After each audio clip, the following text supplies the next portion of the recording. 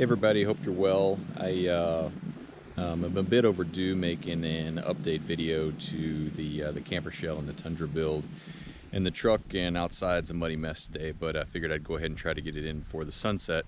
Probably be a little bit longer video because I've been doing quite a bit with the truck, but thought I'd take you through and show you some of the things that that I've been working on, what I like so far, what I think I don't, or I'm probably going to redo, and stuff that I still think that I might want to do. So anyway, if you remember, I put the ARE shell on top of the TRD Pro because I wanted the extra headroom inside there, and the looks have definitely grown on me as to how the shell looks on the truck. I was kind of a little skeptical at first because of the high-rise top there, but now it's just it is what it is.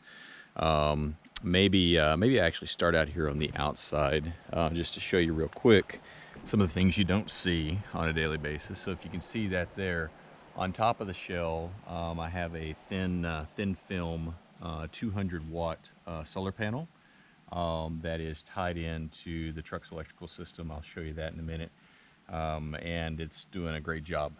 It turned out real clean. You really don't even know that it's there if you don't know that it's there. As you can see, when you're walking around looking at the truck, you just you don't even really realize that there's a solar panel up on top, which was kind of my intention, is that you really wouldn't know that that's there and like that. So let's start back here in the back now after that. And if you remember from the first video, this is pretty cool. It just opens up like that if you're not using the door, and that's turned out to be really nice for cooking around camp, getting things in and out, getting the dog in and out, and it actually kind of makes its own little awning for the rain and cooking and stuff like that. It's not perfect on an awning, but works pretty well, and it really makes accessing things really easy. So with the deck drawers, what I did on this side here is I made an insert. This is kind of the prototype model right now. It's an MDF insert, and it fits right in that deck drawer, and it makes my cooking table, food prep, work surface, anything like that. I covered it with an aluminum sheeting, so it's kind of heat resistant, easy to clean up, all those types of things. I really like the way this is working. It's worked out really well. I've probably done between 45 and 60 nights camping in the truck so far. And this is working just kind of as planned and advertised. I am going to redo it, and I'm ordering a HDPE, high density polyethylene, which is essentially cutting board piece that's custom cut to the width of the drawer, and I'm going to go just under the lip here, and then I'll probably reapply the aluminum sheeting from maybe right here to about right here. So I've got heat shielding for stoves and stuff like that. And then from right here to right here will be cutting board. So you'll have cutting board surface and aluminum surface for cooking and things. And I'm pretty excited about that. The prototype's been working out well. Pretty excited to switch it over to cutting board material. And under here I've got tools. I went through and lightened these drawers up because I was getting a little bit of a squat. So I've kind of really been working on paring back to really the essentials of what I need, and the squat's gone away. That's nice. So this side's just fuel cells for the stoves, tools here. I may have a couple other miscellaneous items further back, but nothing in particular. I really like the deck because I can also lock it separate from the shell, which is nice. On this side here, kind of the way I'm currently running this, so I've got a little basket here with spices, olive oil, dish soap, some Doc B's dish soap, those types of things. I've got a little pan here to boil water, a cup, Yeti koozie. Found a pretty cool silverware kit on Amazon that has your knives, forks, spoons, everything like that. Most of this is optimized for one person because if I'm taking the family, I'm taking the camper, the teardrop, or the motorhome or something like that. Cast iron fajita plate that I use kind of a double duty as a skillet. I got my old Coleman stove in here right now because I haven't put an adapter on my partner stove to put it in. Under here I have a steel collapsible fire pit that I can set up if I want. Tiny cutting board, which can go away once I've got the cutting board over there. I've got a plate and a foldable solar panel and a drone and other miscellaneous stuff back there. But that's worked out really well. And the deck, really pleased with the deck so far. Turn the light on in here. So lights overhead there. I'll show you some more lights. Actually, while I'm on lights. So I got the overhead lights that were part of the camper shell. I added a waterproof inline switch here and a rigid scene light there, so that when I'm around camp at night, cooking, everything back here, the rigid scene light is right over the cook surface. And it projects about 160, 180 degrees. So it's really nice because it lights up this whole area back here while you're camping and, you know, food prep and all that. And it's really, really low amp draw or low wattage draw. This is the water port. I think it's 3.5 gallon. I wanted onboard water, but didn't want to, you know, deal with the complexity of doing a bunch of plumbing in this system like I've got in my others. So I went with the water port here since they've changed over to the BPA-free hose, and you can do it with potable water now. And it's really cool because it literally, you can see there, that's on mist. Let me turn it to a different setting. Let's go to cone maybe. It pressurizes when you fill it with the hose, and so it kind of charges itself, which is pretty cool. And you can use it for dishes, refilling drinking water, the dog's water, whatever the case may be. So you got 3.5 gallons. It's kind of charged and ready to go there. If you refill from a stream or anything like that, I did get the cap that they sell that will allow you to repressurize, and so you can repump air into there. And I haven't needed to use that yet because you just plug a water hose in, refill, and you're good to go. On the solar, that solar panel comes into a charge controller. You know, it's late enough at night now that we're not really getting any voltage in the charge controller from the solar panel. But it comes into a charge controller that's Bluetooth enabled. So not that you really need it, but on my iPad, I can look at my power usage by day, how much solar I'm generating, all those types of things. And the main thing that I'm using this for is kind of reinforcing my conclusion that if you build an efficient electric setup, you really don't need a second battery. You can get away with a larger primary battery, which I'll show you in just a minute. But it's cool nonetheless. I mean, you've got kind of full visibility into load on your system, how much power you're generating, how much power you've historically generated or used. It's pretty good just to kind of keep an eye on things. I won't lift it up and show you, but the electronics, solar panel controller, fuse block, Bluetooth dongle, all of that are tucked up kind of very nicely up under the water port here. So they're kind of snug out of the way and protected. Right behind the water port here is a Alpi-Cool fridge. You would have never convinced me to buy one of these if I hadn't have been on a trip with a buddy of mine and saw him live out of this thing off and on for an entire summer, and with it just being flawless in its operation. It's smaller, but it's perfect for in here. It'll run as a fridge or a freezer. It won't run both at the same time like the one that I have in the teardrop. But for this setup, it's perfect. Steaks, drinks, dairy, those types of things. It holds plenty for one person to be out week to 10 days pretty easily. Draws between 30 and 50 watts. And just really, really pleased with that setup overall. Put a paper towel holder up here. Again, my buddy was using one of these, and I really like the setup because it's ratcheting, and so it doesn't sit there and unroll on you, and that's fit nicely. Having this ARE HD aluminum endoskeleton with all of the T-track on it has also been really, really helpful in figuring out how to build all this stuff out. I'll get into bed and that kind of stuff in just a minute and tell you about that. One of the things that I noticed while I was camping in here was I was having a tendency to pile gear right down here in this area by the foot, because as this shell comes down, you've got these two kind of cubby holes on each side where on this side your feet go, and on this side you can kind of shove shoes and those types of things, and they kind of set right here. if you can kind of get an idea of that when the door is shut. And so it was kind of just becoming a catch-all to shove everything down there. And so 99% of the time, the dog, I've got a German Shepherd dog, it's about 110 pounds. He's a big guy. I think he's in one of the previous videos. He also sleeps in here with me at night. And so he's right there. I typically keep a water bowl for him right here. And so it was, I was piling stuff up and it wasn't good. And so I thought I really need an overhead space to be able to shove a jacket, clothes, those types of things when I get in at night, that's organized and up and out of the way. So I got a cargo net off Amazon. It's just kind of the same kind of rear cargo net you'd put in the back of a SUV or a hatchback.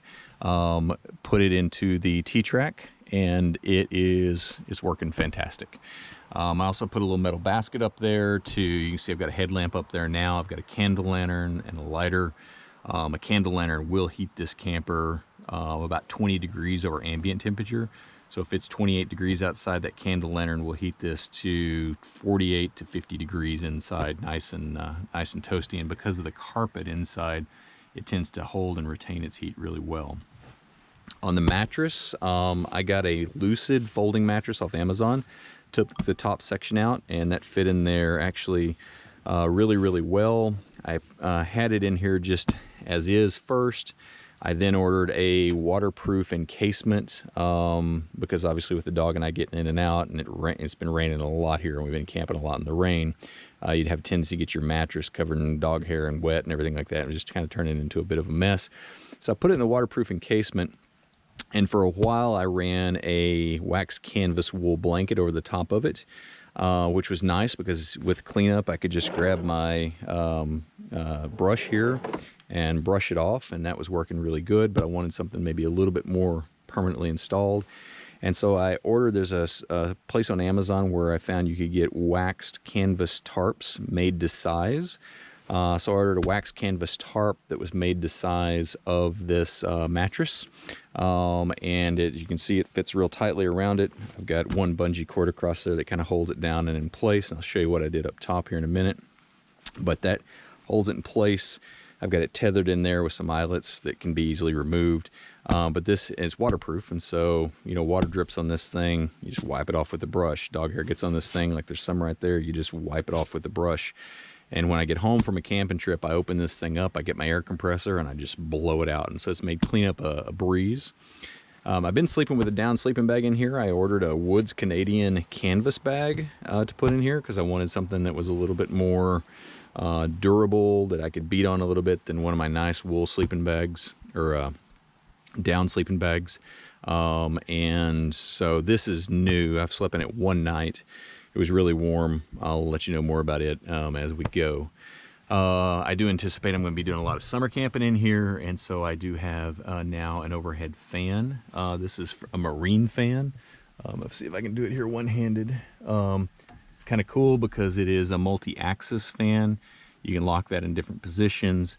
You can rotate it to where you want it, and then it's got a couple of different types of controls. See if I can hit it there. So there's a control where you got low, medium, and high on that side. On this side, you've got a timer: 3 hour, 6 hour, 9 hour, 12 hour, and so you can turn it on and you can set it to run for a determined period of time. Amp draw on this thing is really, really low. It's less than 1 amp, and it really circulates the air in here. And when you're done with it, you just fold it back up and close the cam, sort of like a front wheel on a mountain bike, and it locks in out of place. But you can swing it down, face it towards you. I can face it toward the dog. I can face it up at the candle lantern to circulate that heat. Really pleased with this so far. Curious to see how it does in the summer, but really pleased with it thus far. Let's see, what else in here? I think those are the major things in here. I spent a lot of time kind of working on the wire looming and getting everything kind of dialed in nice so it looks really, really clean, which makes it a bit of a challenge when you change your mind and you want something else somewhere else. But it's the right way to do it, so that's the way that I've been trying to do it. I have put in curtains here. And they work fine. Back here I did that and I made a little kind of curtain catch out of paracord. They work fine, but I'm going to redo them. I am going to, I believe, cut some pieces of Reflectix, which is a bubble type of insulation with a reflective mylar style coating on it to match those windows exactly. I am going to then probably encase them in a more of a heavy black duck canvas, so it's like a blackout curtain. And instead of tethering them across the top with cables so that they come down like a normal curtain, I'm going to leave them as panels, and I'm going to create either Velcro or magnetic attachments so that when you want a curtain up, you just pop a curtain up. And that it'll also have not only a more intense blackout capability, but it will also have a better R value and insulating capability. But that's been working great, and this thing is great to camp in. You can roll up in a storm and it's raining, super windy. You don't hear a tent flapping. There's no setup or takedown of my rooftop tent like on my FJ. I'm not having any leaking issues. Somebody asked a comment in one of the other videos about leaking. Not having any leaking issues. The fit and finish has been really good on this ARE shell. Only a couple things I'll notice or call out to you guys is there's a couple places on the carpet lining of the ARE where you'll see maybe a spot where it doesn't look like the glue attached as well. But on the whole, that's stuck pretty well. And the nice thing about that carpet is you can take a piece of Velcro and stick there easy. And so you can attach about anything you want with Velcro there. So let me press pause here for a minute. I'll hop up inside and show you a couple things inside that are harder to see from back here at the back. All right, hello from inside the shell. So a couple things I'll point out maybe from inside that you couldn't see from back there in the back. So over here in this corner, I have really kind of my power panel. So it's got my voltage there. It's got 2 USB ports. It's got a cigarette lighter port there. So that's kind of where I wired in all my outlets, if you will. Just in a glance, you can see the voltage has got a switch down at the bottom. So you can actually kill power there to anything that's back here on the accessory panel. So that way you don't have to worry or think about anything with vampire power.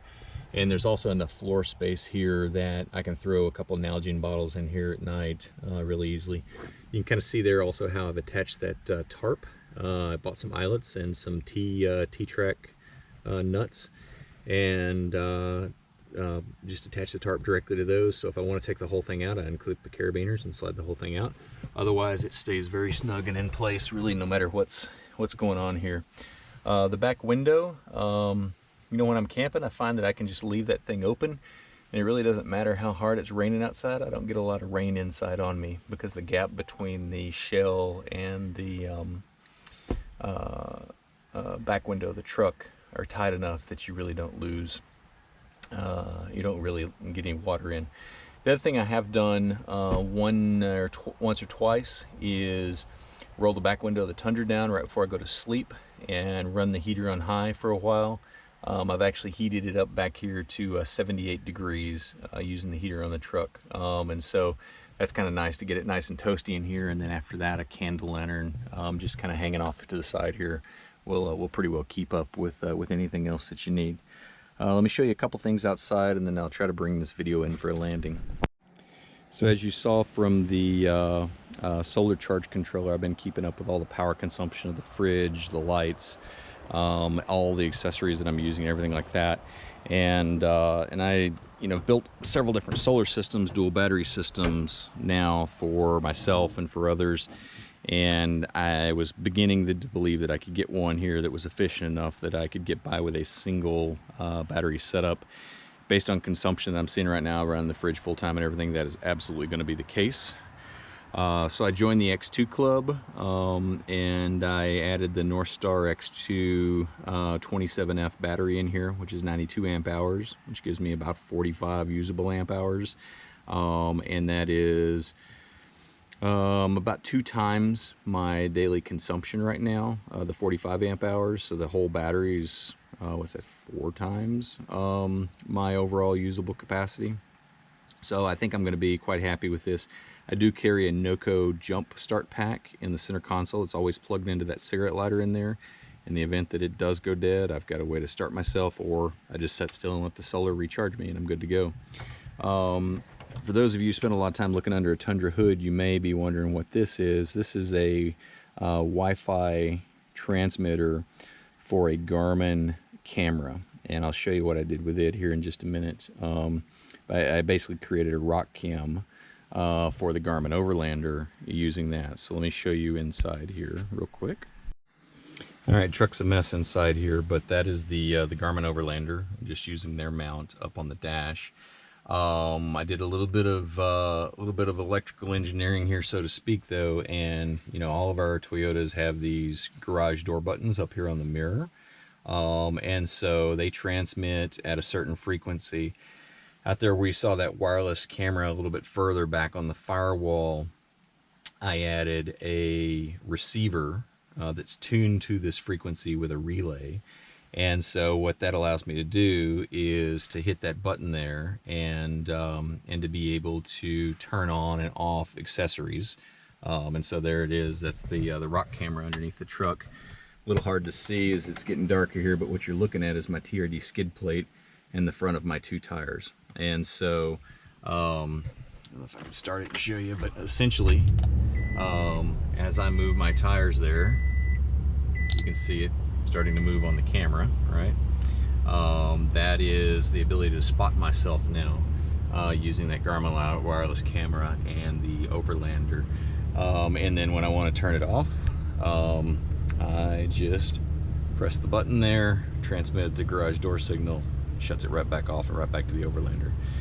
It's pretty awesome. There's a little bit of latency, so I need to move that wireless transmitter maybe a little bit closer to here because I'm getting a little bit of signal loss through the hood. But it actually works, and it works reasonably well. A little bit of tuning, and I think it's going to work quite well. I've got 2 other slots up there, 2 other transmitters that I actually think I may put in a rock light, maybe some other scene lights or something on those transmitters. And I was thinking about kind of packaging that up as a product, the ability to have these connected wirelessly to a relay that's mounted somewhere else so that you don't have to run a bunch of wires into the truck. But that's turned out pretty cool. I guess I'll show you maybe a couple things that I think I might still change and wrap it up. All right, I talked about it on, I think, the first video that I ever did of this truck. The Predator steps down here, they actually work great as a step getting in and out of the truck, and I actually like it a lot, and my family likes it a lot because it makes getting in and out of this truck really, really easy. That being said, I have hung these things up in just the short time that I've had this truck, a few months now. I've hung those things up a bunch already. I actually hung the entire truck kind of high center up on it 3 weekends ago. Fortunately, was able to back off, but those things are eventually going to have to go with some sort of tighter profile slider. I like a tighter profile slider that actually has a step component or a kick out component on it. Hadn't necessarily found one ultimately that I like just yet. Still want to add that middle skid plate, probably RCI aluminum behind the TRD. I don't think I'm going to need to go all the way back with what I plan to use this truck for. Probably when these tires wear out, I'll go with a little bit more aggressive tire there.